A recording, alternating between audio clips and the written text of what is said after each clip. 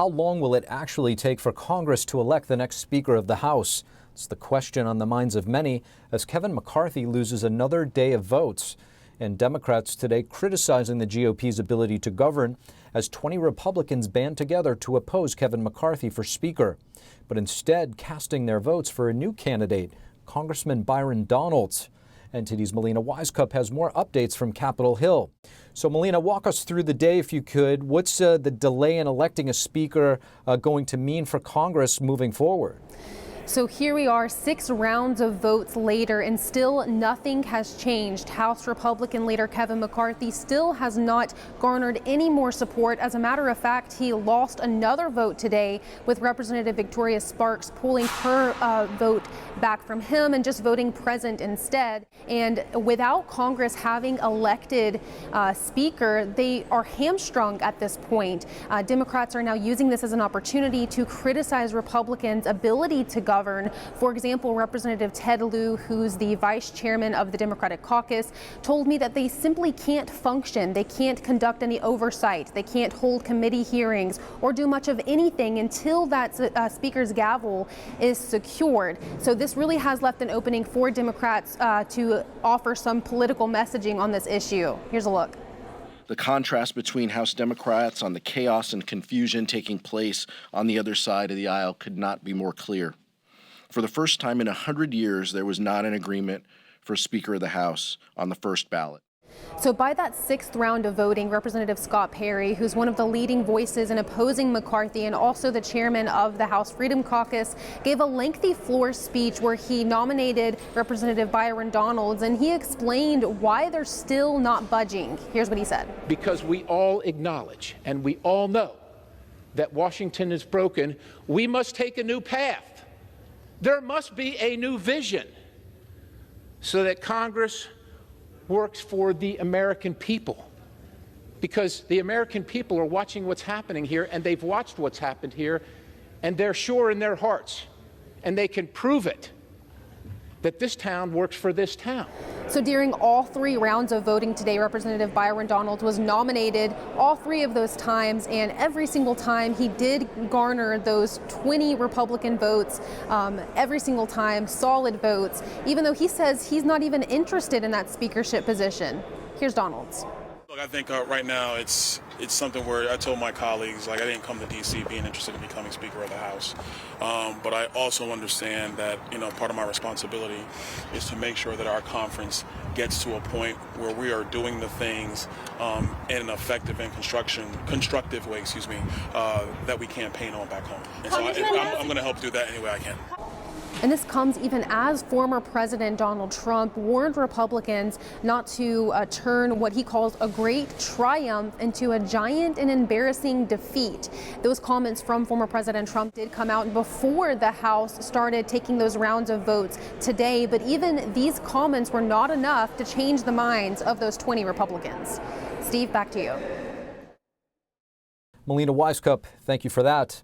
And with all that's happening on the Hill in the battle for the next Speaker of the House, the analysis of what's actually taking place has been wide-ranging. One of the first members of Congress to come out and oppose Kevin McCarthy's bid for Speaker was Virginia Congressman Bob Good.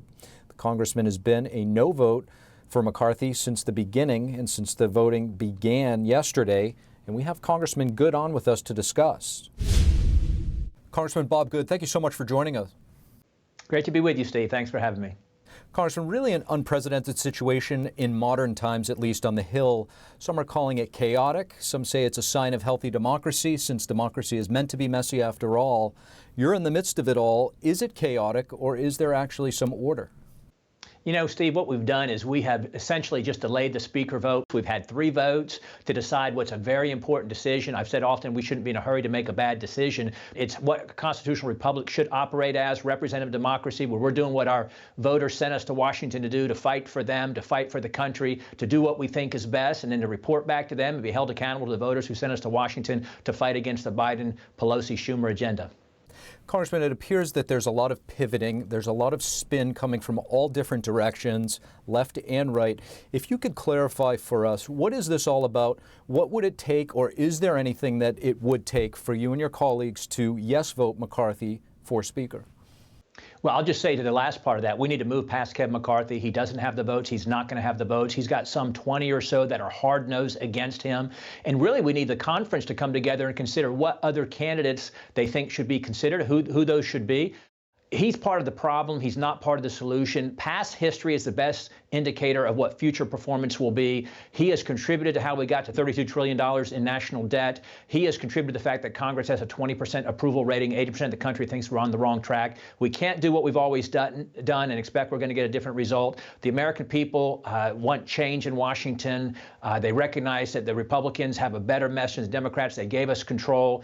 And, you know, I've had hundreds of voters in my district beg and plead with me over the last few years not to support Kevin McCarthy. Members all across the country, Republican members, are hearing that. They want someone like a Jim Jordan, someone like a Byron Donalds. Those were the two who've gotten votes so far from the Republican members who voted against Kevin McCarthy. So we need to stay the course. Kevin McCarthy needs to drop out. He needs to do what's best for the country, what's best for the Congress, what's best for the Republican conference. It's not about ambition or pride or selfishness. There's not just one person who can be the speaker. We need to have a true contest to see who that best person is that can get us to 218 and lead the fight to save the country. Congressman, before I let you go, you have former President Trump weighing in on Truth Social, saying in part, it's now time for our great Republican House members to vote for Kevin McCarthy. You went on to say McCarthy will do a good job, maybe even a great job. What's your reaction to the former president's statement? I would challenge anyone to tell me what from Kevin McCarthy's past history would tell you that he is the right person to fight with the House majority behind him to stop the Biden-Schumer agenda. What about him would indicate he's willing to go to the mat, to defund the government tyranny that we campaign against, to use the upcoming debt ceiling to leverage true spending cuts, to leverage to get a secure border, to leverage ending the vaccine mandates, to leverage against the weaponization of the federal government against its citizens, to leverage against the war on American reliable energy, the fossil fuel industries, the surrendering of American energy independence. What would tell you that Kevin McCarthy is the person to fight for that? When he was majority leader, when Republicans last controlled the House, every single major spending bill that he negotiated, that he helped pass, was done with a majority of Democrat votes and a minority of Republican votes. What would tell you that Kevin McCarthy is the right person to be Speaker? What from his past history would indicate that? I've not had anybody defend Kevin McCarthy to me, not one member of the media, not one member of the Republican conference tell me that based on the merits of his leadership skills, his willingness to fight, his willingness to battle, his demonstrated toughness. Quite frankly, Steve, we saw yesterday morning in the Republican conference an anger and an intensity and a toughness directed at Republicans in the meeting who weren't supporting him as Speaker that we've never seen directed against Democrats who are ruining the country. If we had seen that kind of fight over the last 2 years in my first term in Congress, or over the past 12 years that he's been in leadership directed at Democrats and the policies that are ruining the country, he wouldn't be in the situation he is in today, where he cannot get the votes, he will not get the votes, and we will drag this out as long as we need to. It's worth spending a few days or even a couple of weeks to get a Speaker that we're going to have to live with, and the country cannot afford someone like Kevin McCarthy as Speaker, and we're determined not to let that happen for the good of the country. Virginia Congressman Bob Good from Capitol Hill, thank you so much. Thank you, Steve.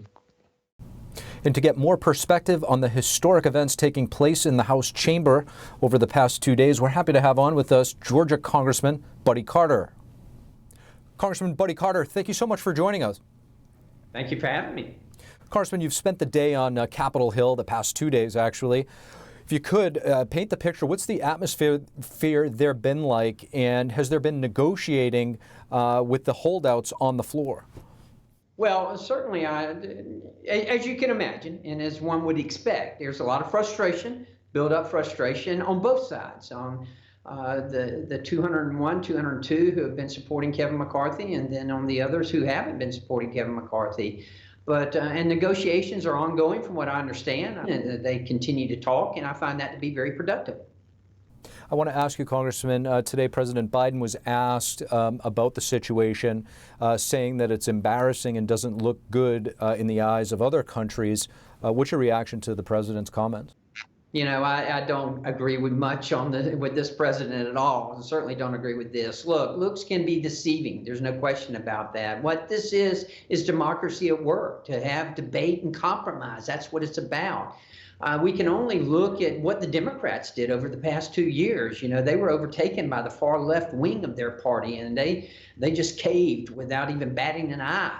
And it resulted in some of the worst policies that this country has ever experienced over the last 2 years. Well, we in the Republican Party, we're a big tent party. We've got a lot of different groups, a lot of different opinions, and yeah, we need to come together. We need to have a speaker, and we will. We will get this worked out. But we don't need to follow the path that the Democrats followed. We're going to represent the American people. We're going to represent that big tent that is our party. Do you see a path that gets McCarthy to 218 and at the same time satisfies your Republican colleagues that are dissenting at the moment? I do think there's a path to that. I'm not sure exactly at this point what it's going to take to break things loose, but I'm still confident that we can get that done. Kevin McCarthy deserves to be Speaker. No one is better prepared at this point than Kevin McCarthy to be the Speaker of the House of Representatives. He's the one who had the most to do with getting us to the point that we're at right now. And he has worked for this, and he deserves to be the next Speaker. We need to give him that opportunity. And look, I have to step back for just a second and give due respect to what the holdouts have been able to accomplish too, because some of the rule changes are really good, and I like them, especially as they relate to spending. We've got to stop this fiscal insanity that exists in Washington, D.C. We are guardians of the taxpayers' money in Congress. So some of the rule changes that have come about as a result of that, I think that I think they're good, and I think they're going to serve us well in the future. Georgia Congressman Buddy Carter, really appreciate your perspective. Thank you. Biden vowing to find common ground with the Senate GOP leader Mitch McConnell. He also weighs in on the House speakership race. NTD's Iris Tao has more from the White House. A rare scene today as President Biden standing alongside Senate Minority Leader Mitch McConnell, together touting infrastructure investment. Over $1 billion from the infrastructure law for this. And what Biden calls room for common ground. We have to find common ground. We can work together. We can get things done. And the White House says it planned the event in order to show bipartisanship. The press secretary wouldn't tell us yesterday who else was invited, but an official told the Washington Post that Senators Sherrod Brown, J.D. Vance, and Rand Paul were also invited. But a White House official said only McConnell and Brown accepted the invitation. We ought to look for things we can agree on and try to do those, even while we have big differences on other things. Meanwhile, on the House speakership election, the White House said repeatedly yesterday that Biden, and he understands how this process works. He certainly will not insert himself in that process. Look, we're certainly not going to insert ourselves in what's happening on the other side. But before departing the White House this morning, Biden breaking silence on what's unfolding in the House. For the first time in 100 years, you can't move. This is not a good look. This is not a good thing. It's the United States of America, and I hope they get their act together. And this Friday, Biden will hold a White House ceremony to mark the second anniversary of the January 6th Capitol breach. He has in the past called MAGA Republicans a threat to democracy. That said, in the coming weeks, he's planning to make stops around the country to highlight what he calls his bipartisan achievements. Reporting from the White House, Iris Tao, NTD News. Elon Musk has released more information about the extent of alleged government influence on Twitter. Musk on Tuesday replying to a Twitter thread saying, quote, U.S. government agencies demanded suspension of 250,000 accounts, including journalists and Canadian officials. Musk was replying to a thread by journalist Matt Taibbi, who posted the latest Twitter files. The thread showed redacted email correspondence between Twitter executives and government officials in 2020. They showed that Twitter was taking orders from a range of government agencies, including the Senate Intelligence Committee, the NSA, and the FBI. Meanwhile, Musk is also making more changes to Twitter. The company says it's easing up on a 3-year-old ban on political advertising. The social media company in 2019 cited the potential to influence voters as the reason for the ban. Now it's saying it's bringing the policy more in line with TV and other media outlets. Thank you for watching the Capitol Report. If you want to see our full broadcast, check us out at epochtv.com.